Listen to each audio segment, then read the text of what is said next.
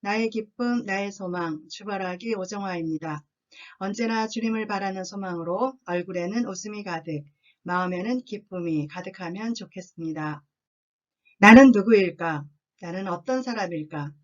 우리는 어릴 때도 이런 질문을 많이 하지만 어른이 되어서도 나의 존재를 찾는 이런 질문은 스스로에게 묻든지 누군가에게 묻든지 계속 질문하게 됩니다. 그러나 아무리 밤새워 고민하고 책을 읽고 연구해도 나의 존재에 대한 질문은 해답을 찾을 수가 없습니다. 이 질문에 대한 해답은 오직 하나님 안에서 나를 발견할 때, 그때 비로소 내가 누구인지를 알게 됩니다. 창세기 1장 27절에 하나님이 자기 형상, 곧 하나님의 형상대로 사람을 창조하셨다고 했습니다. 하나님은 하나님의 모습으로 나를 창조하셨기 때문에 나를 아주 잘 압니다. 예레미야 1장 5절에 보면 하나님은 선지자 예레미야에게 내가 너를 모태에 짓기 전에 너를 알았다 라고 말씀하시는데 더욱 구체적으로 하나님이 나를 알고 있음을 말해줍니다. 나를 어머니의 뱃속에 짓기 전부터 하나님은 나를 아신다고 하셨는데 하나님 안에서 나의 존재의 의미를 찾을 때 생명의 비밀은 실타래가 풀어지듯 풀리게 됩니다. 예수님은 하나님의 아들이시며 또한 하나님과 동등하신 분이십니다. 요한복음에 예수님이 나는 누구다 라고 하시면서 생명의 떡, 세상의 빛, 양의 문, 선한 목자, 부활이요 생명, 길이요 진리요 생명, 참 포도나무라고 자신을 소개한 장면이 7번 나옵니다. 예수님이 이렇게 자신을 소개한 것은 나는 이러이러한 사람이니 내게로 오라. 내게로 와서 나와 친하게 지내자. 나를 만나면 행복하게 살 수 있다라는 우리를 부르는 거룩한 초대장입니다. 오늘은 요한복음 10장 11절을 중심으로 나는 선한 목자라고 소개하신 예수님을 만나볼 것인데요. 선한 목자란 양무리를 인도하는 인도자이시며 위기와 어려움에 처할 때 양무리를 지키고 부족함이 없도록 모든 것을 공급하시는 보호자입니다. 첫 번째 주제 11절 나는 선한 목자라. 선한 목자는 양들을 위하여 목숨을 버리거니와. 선한 목자는 삭슬 받아 일하는 삭군이 아니라 양들의 주인이며 참 목자입니다. 시편 23편 4절에 다윗은 이렇게 고백합니다. 내가 사망의 음침한 골짜기로 다닐지라도 해를 두려워하지 않을 것은 주께서 나와 함께 하심이라. 다윗이 들판에서 양들을 칠 때 사자가 나타나면 물맷돌을 던지며 사자로부터 양들을 지켰습니다. 다윗은 양들의 목자로서 늘 양들을 돌보듯이 하나님이 늘 자신과 함께 하시며 목자가 되어 어떤 위험에서도 자신을 지켜주신다고 고백합니다. 마태복음 14장 24절에 보면 예수님이 바다 위를 걸어오시는 장면이 있습니다. 24절 배가 이미 육지에서 수리나 떠나서 바람이 거스름으로 물결로 말미암아 고난을 당하더라. 위험에 처한 제자들을 홀로 내버려 두지 않고 물 위를 걸어 제자들에게 오신 예수님은 선한 목자의 마음이며 예수님이 배 위에 오르자 배는 곧 목적지에 안전하게 도착하게 되었습니다.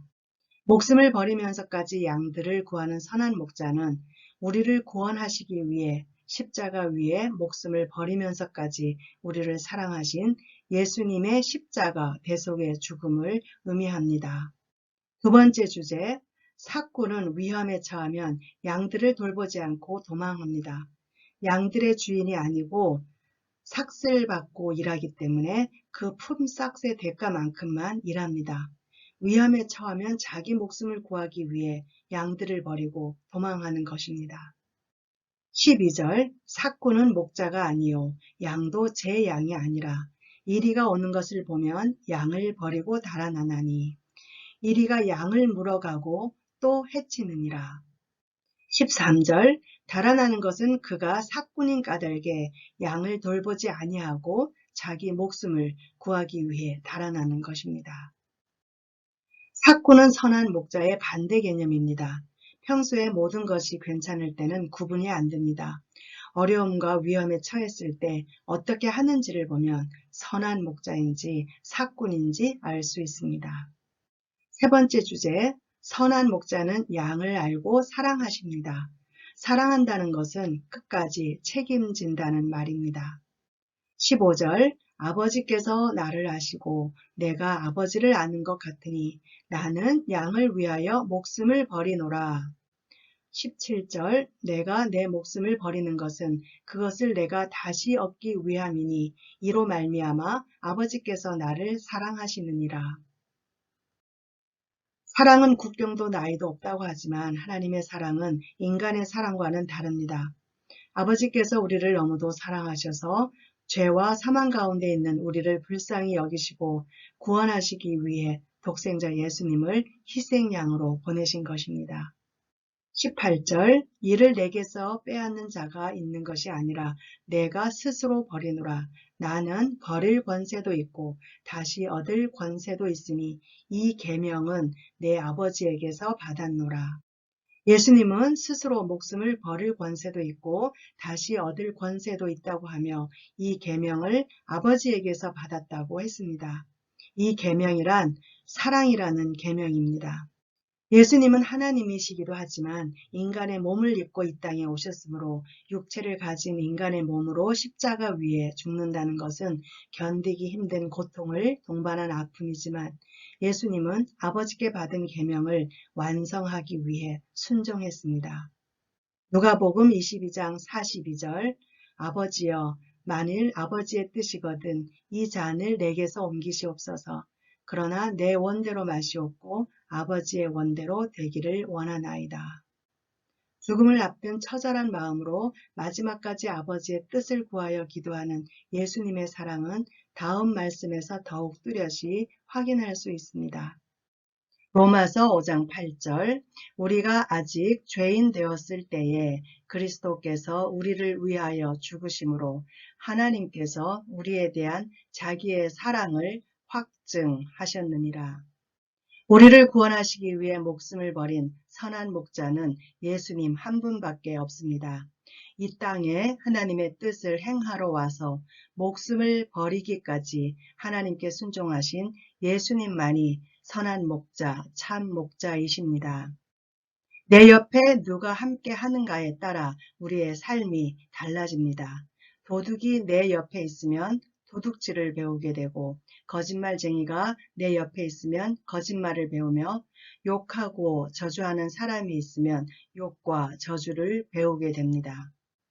히브리서 10장 10절, 이 뜻을 따라 예수 그리스도의 몸을 단번에 들이심으로 말미암아 우리가 거룩함을 얻었노라. 선한 목자 예수님이 나와 함께 하시면 거룩함을 입게 됩니다. 나를 위해 생명을 버리신 예수님이 나를 구원하신 나의 구주임을 늘 기억하며 죽기까지 아버지께 순종하신 예수님을 본받아 거룩하게 살아야 합니다. 거룩하게 산다는 것은 자기를 부인하고 하나님의 뜻대로 사는 것입니다. 베드로전서 1장 15절, 오직 너희를 부르신 거룩한 이처럼 너희도 모든 행실에 거룩한 자가 되라.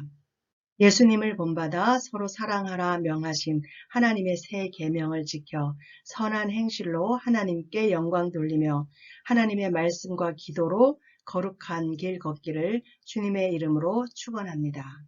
기도하겠습니다. 존귀하신 하나님 아버지 감사합니다.